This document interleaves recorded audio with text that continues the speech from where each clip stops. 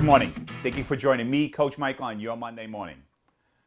I'm going to share this morning how you can get more out of your team. I'll start with a question. What's the difference between giving somebody on your team a crisp $100 bill or just pure, authentic praise? In some cases, there's no difference at all. People on our team crave recognition. They want to be recognized for the little things they're doing right. I'm going to share a couple of scenarios that might be helpful to you. I met a gentleman years past. We were sitting down. He was telling me about how his team had no accountability. They didn't show up. They couldn't even come close to representing his brand like he did. So of course, like any good coach, I started asking him some questions. My first question was, well, I'm curious, do you have a vision, a mission, and a culture articulated so your team knows the purpose of your organization, the rules of engagement and such, the type of expectations they need to show up as? And the answer, of course, was no. I said, well, if there's no purpose and vision of the organization, how do they know what they're actually doing and what they're representing? What's the purpose? He nodded his head a little bit. Second question was, let me ask you a question. If somebody on your team, you just heard them and they sounded great on the phone, do you ever just walk out and say, you know, Jonathan, I was listening to you on the phone with that client and that was awesome. I am so fortunate to have someone like you on my team. Thank you very much for being part of my organization and keep up the great work. Pat him on the back, go back to the office.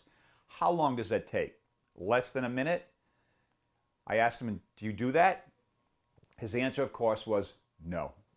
Then I asked him, now let me ask you this. If you heard Jonathan on the phone and he messed up bad, are you going to let him know? He goes, oh, of course. I'm going to let him know immediately. That stuff cannot happen. Interesting. So I asked him, I said, so your team has no accountability. Your alternative is to fire them all and hire new people. Is that correct? Yes. But yet they have no idea of the purpose or vision or direction of your organization, what they stand for. If they do something right, you don't acknowledge them. If they do something wrong, you're all over their case. And your alternative is fire them all and hire a whole new team. And I just shut up. And he leaned back in his chair. His head started bobbing. He had a pencil in his hand. He threw it up in the air. He goes, it's not my team. I said, I'm sorry, what? He goes, it's not my team. It's me. He got it. Fortunately, since then, this gentleman is very successful. His organization is doing extremely well, and they're one of the best in the business. Another scenario of how you can get the best out of your team. I had a client who was frustrated in the fact that he had certain incentives for his salespeople, and there was only one person that was really taking part in this. And he was frustrated because everyone else wasn't.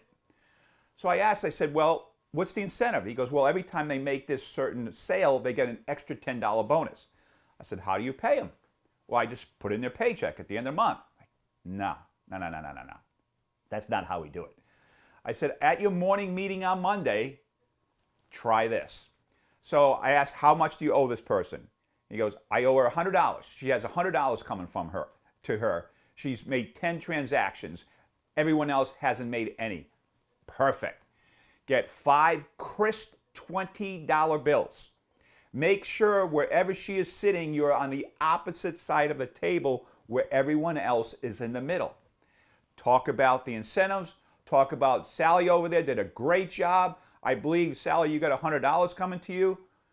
Take the 5 20s, count them on a table, 20, 40, 60, 80, 100. Take that stack, hand it to one of the other employees. Could you do me a favor and pass this down to Sally? Those other people had to touch that money and hand it over to her.